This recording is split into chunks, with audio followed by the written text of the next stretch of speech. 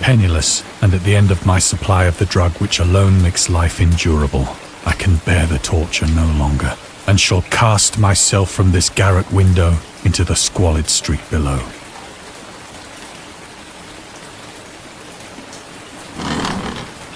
Do not think from my slavery to morphine that I am a weakling or a degenerate.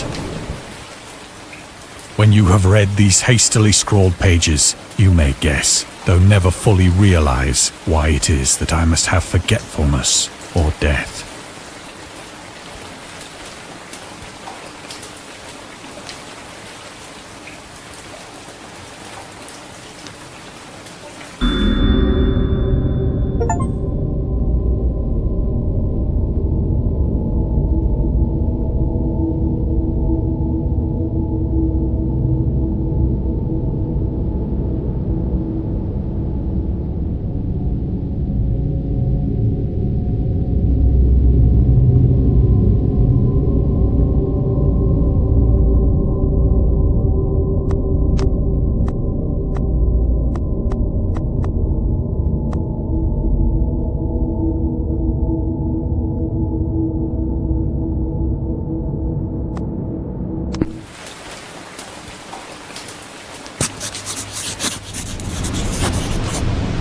It was in one of the most open and least frequented parts of the broad Pacific that the packet of which I was supercargo fell a victim to the German sea raider.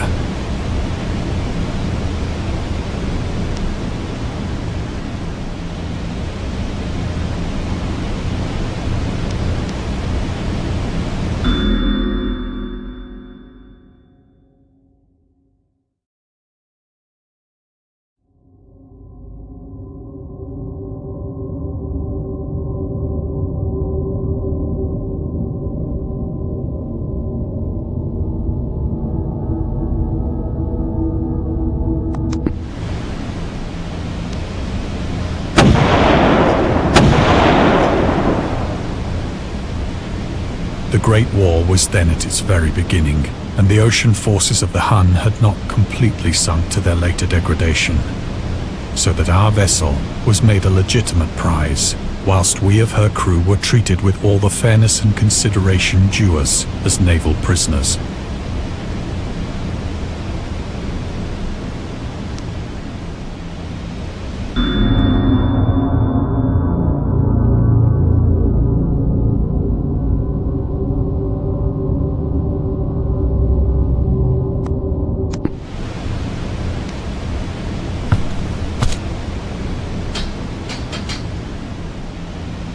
So liberal, indeed, was the discipline of our captors, that 5 days after we were taken, I managed to escape alone in a small boat with water and provisions for a good length of time.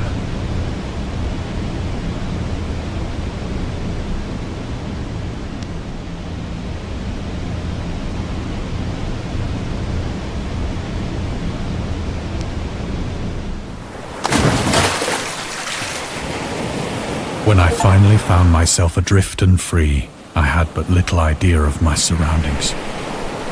Of the longitude, I knew nothing.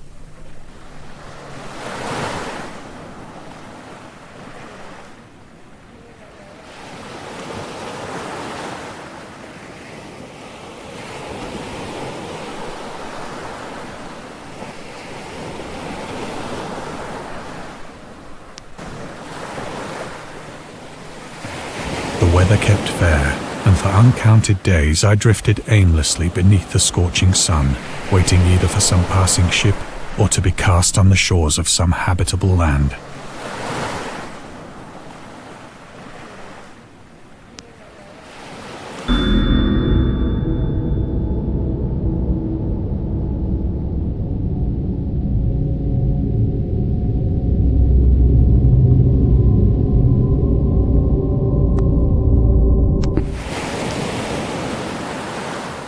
But neither ship nor land appeared, and I began to despair in my solitude upon the heaving vastness of unbroken blue.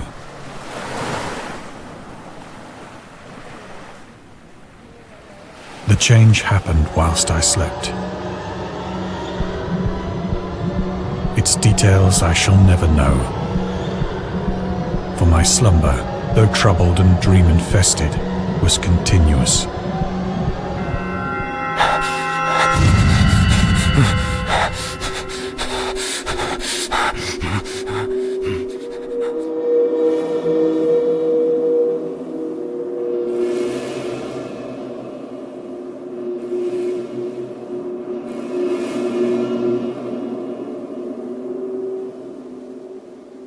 When at last I awoke, it was to discover myself half sucked into a slimy expanse of hellish black mire, which extended about me in monotonous undulations as far as I could see, and in which my boat lay grounded some distance away. Though one might well imagine that my first sensation would be of wonder at so prodigious and unexpected a transformation of scenery, I was in reality more horrified than astonished. For there was in the air and in the rotting soil a sinister quality which chilled me to the very core. The region was putrid with the carcasses of decaying fish and of other less describable things which I saw protruding from the nasty mud of the unending plain. Perhaps I should not hope to convey in mere words the unutterable hideousness that can dwell in absolute silence and barren immensity.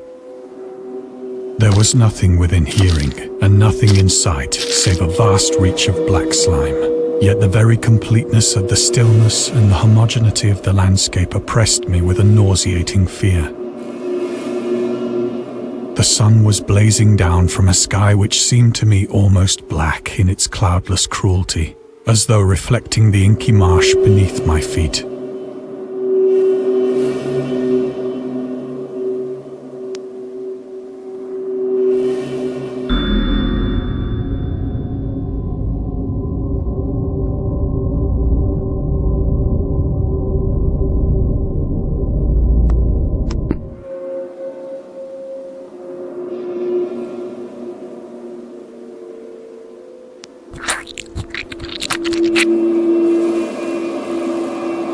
As I crawled into the stranded boat, I realized that only one theory could explain my position.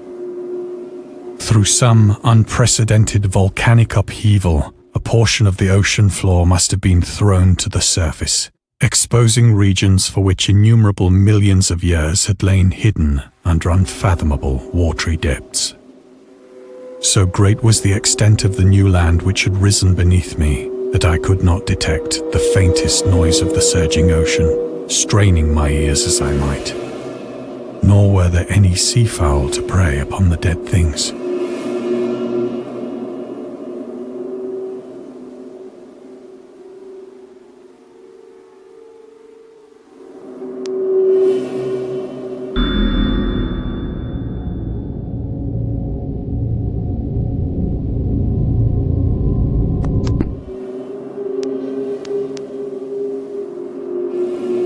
For several hours I sat thinking or brooding in the boat, which lay upon its side and afforded a slight shade as the sun moved across the heavens.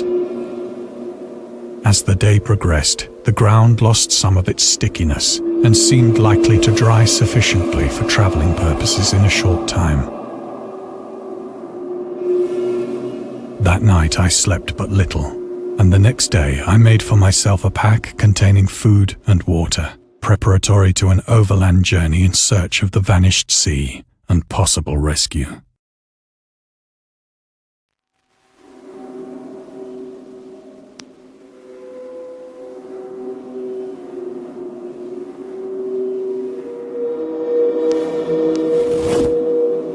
On the third morning, I found the soil dry enough to walk upon with ease. The odor of the fish was maddening, but I was too much concerned with graver things to mind so slight an evil, and set out boldly for an unknown goal.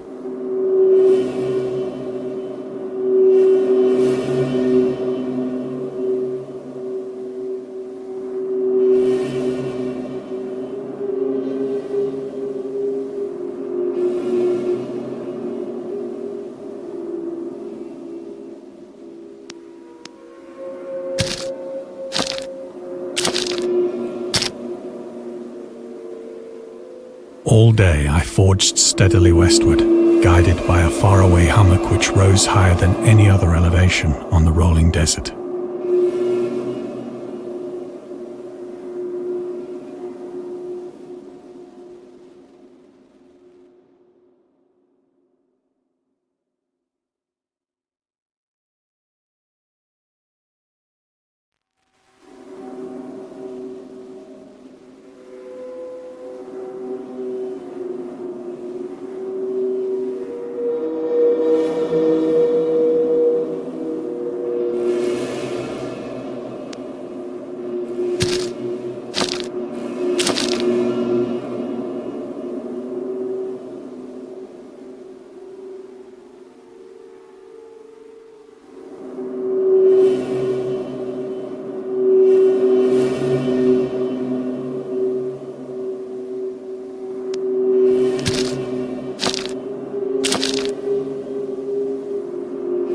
That night, I encamped, and on the following day still travelled toward the hummock, though that object seemed scarcely nearer than when I had first espied it.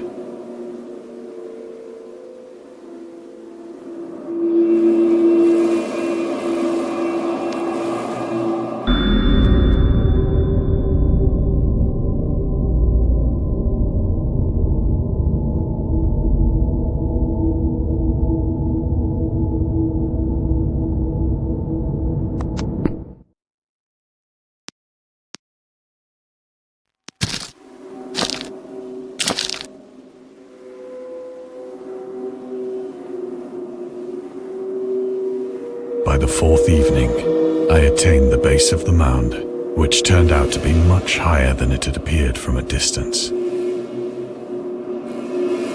An intervening valley setting it out in sharper relief from the general surface. Too weary to ascend, I slept in the shadow of the hill. I know not why my dreams were so wild that night, but ere the waning and fantastically gibbous moon had risen far above the eastern plain, I was awake in a cold perspiration, determined to sleep no more. Such visions as I had experienced were too much for me to endure again, and in the glow of the moon I saw how unwise I had been to travel by day. Without the glare of the parching sun, my journey would have cost me less energy. Indeed, I now felt quite able to perform the ascent which had deterred me at sunset. Picking up my pack, I started for the crest of the eminence.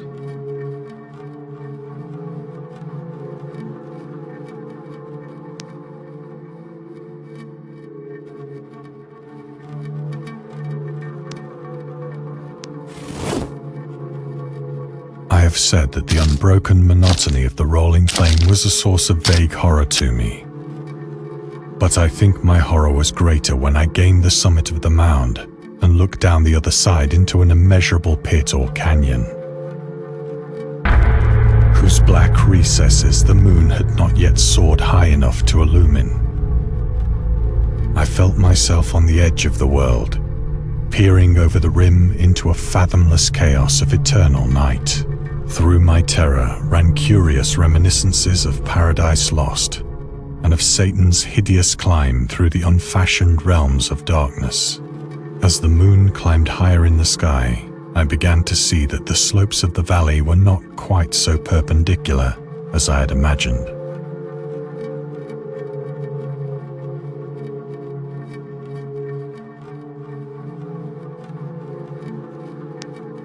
Ledges and outcroppings of rock afforded fairly easy footholds for a descent, whilst after a drop of only a few hundred feet, the declivity became very gradual.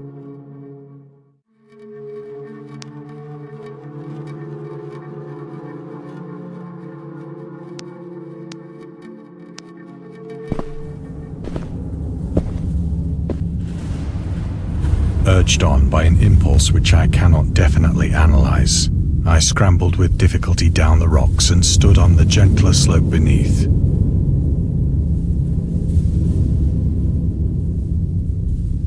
gazing into the Stygian deeps, where no light had yet penetrated. All at once, my attention was captured by a vast and singular object on the opposite slope, which rose steeply about 100 yards ahead of me. An object that gleamed whitely in the newly bestowed rays of the ascending moon.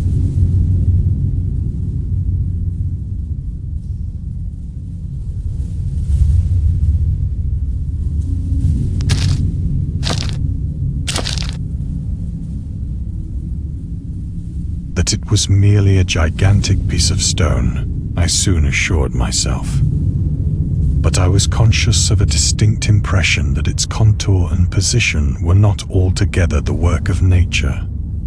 A closer scrutiny filled me with sensations I cannot express.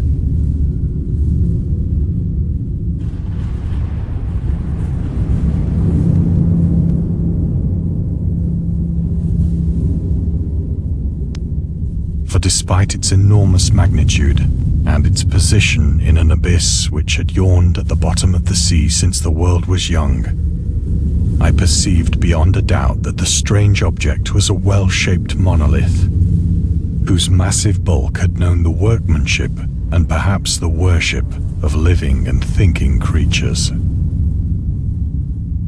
Dazed and frightened, yet not without a certain thrill of the scientist's or archaeologist's delight, I examined my surroundings more closely.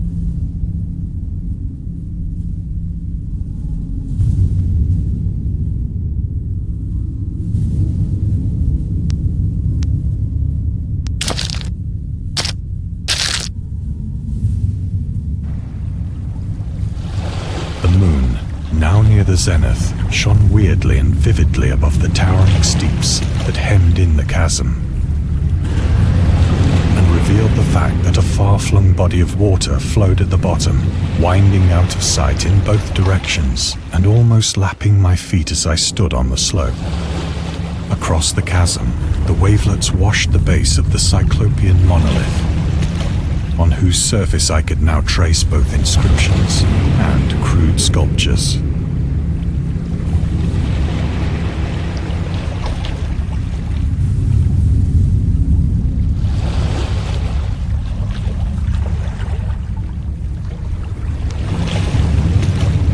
The writing was in a system of hieroglyphics unknown to me and unlike anything I'd ever seen in books, consisting for the most part of conventionalized aquatic symbols such as fishes, eels, octopi, crustaceans, mollusks, whales, and the like. Several characters obviously represented marine things which are unknown to the modern world, but whose decomposing forms I had observed on the ocean-risen plain. It was the pictorial carving, however, that did most to hold me spellbound.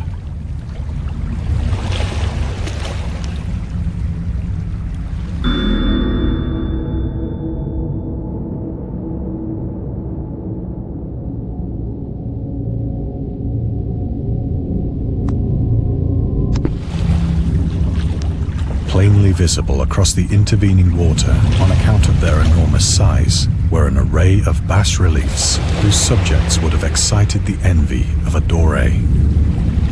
I think that these things were supposed to depict men, at least a certain sort of men, though the creatures were shown disporting like fishes in the waters of some marine grotto, or paying homage at some monolithic shrine which appeared to be under the waves as well. Of their faces and forms I dare not speak in detail, for the mere remembrance makes me grow faint. Grotesque beyond the imagination of a Poe or a Bulwer. They were damnably human in general outline, despite webbed hands and feet, shockingly wide and flabby lips, glassy, bulging eyes, and other features less pleasant to recall. Curiously enough, they seem to have been chiseled badly out of proportion with their scenic background, for one of the creatures was shown in the act of killing a whale, represented as but little larger than himself. I remarked, as I say, their grotesqueness and strange size, but in a moment decided that they were merely the imaginary gods of some primitive fishing or seafaring tribe. Some tribe whose last descendant had perished eras before the first ancestor of the Piltdown or Neanderthal man was born.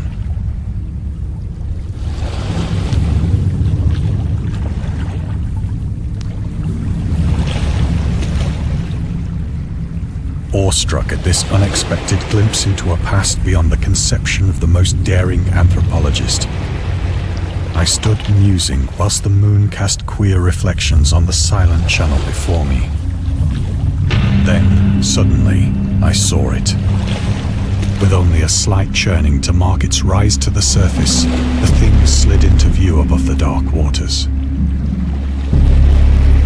Vast, polyphemus-like and loathsome, it darted like a stupendous monster of nightmares to the monolith, about which it flung its gigantic scaly arms, while it bowed its hideous head and gave vent to certain measured sounds.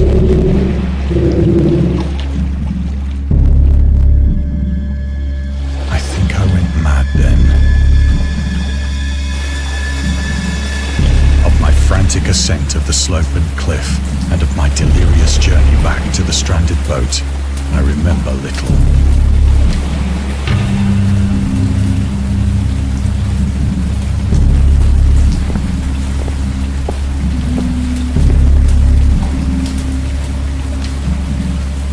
I sang a great deal and laughed oddly when I was unable to sing.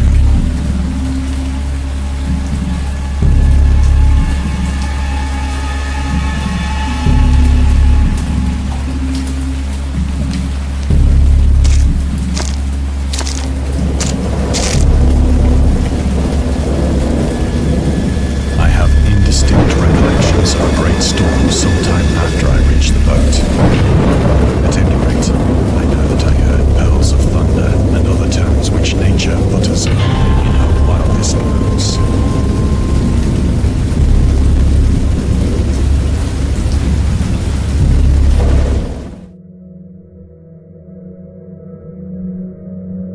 When I came out of the shadows, I was in a San Francisco hospital, brought thither by the captain of the American ship which had picked up my boat in mid-ocean.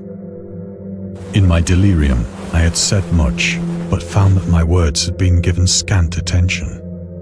Of any land upheaval in the Pacific, my rescuers knew nothing, nor did I deem it necessary to insist upon a thing which I knew they could not believe.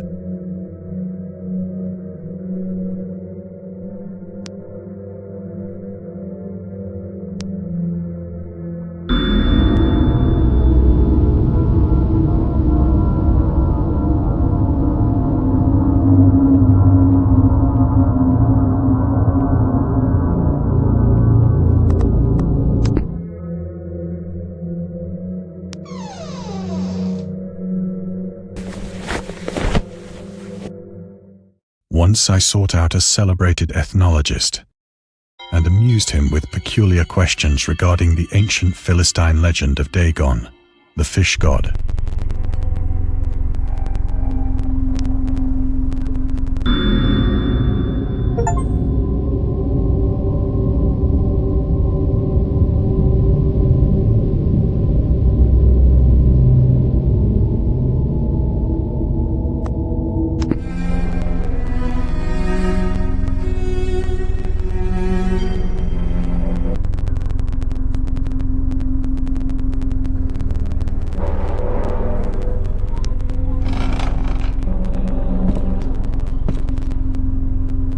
But soon perceiving that he was hopelessly conventional, I did not press my inquiries.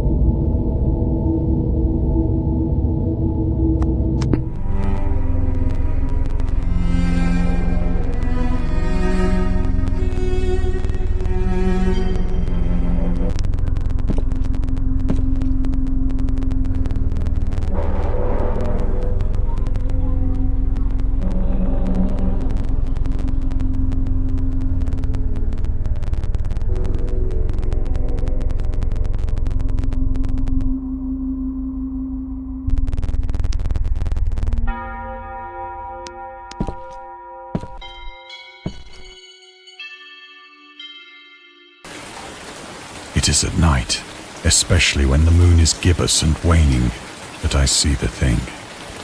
I tried morphine, but the drug has given only transient surcease and has drawn me into its clutches as a hopeless slave. So now I am to end it all, having written a full account for the information or the contemptuous amusement of my fellow men.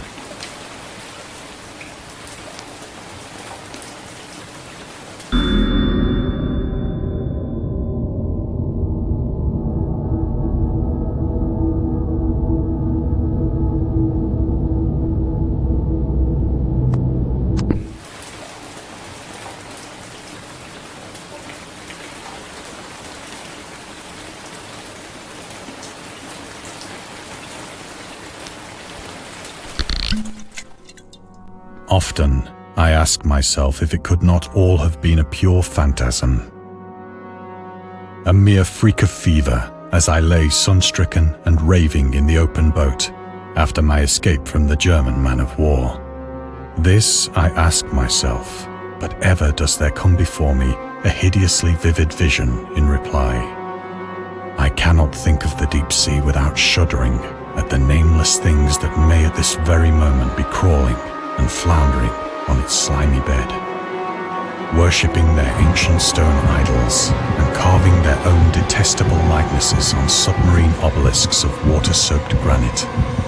I dream of a day when they may rise above the billows to drag down into their reeking talons the remnants of puny, war-exhausted mankind.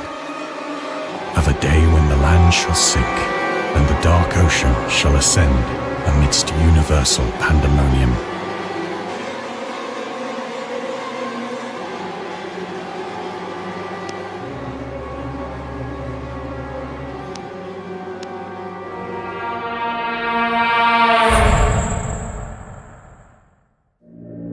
The end is near. I hear a noise at the door, as of some immense slippery body lumbering against it.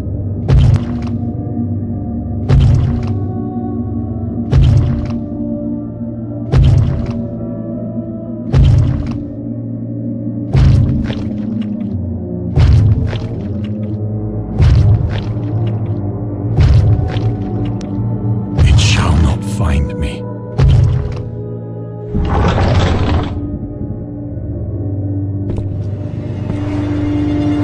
God, that hand!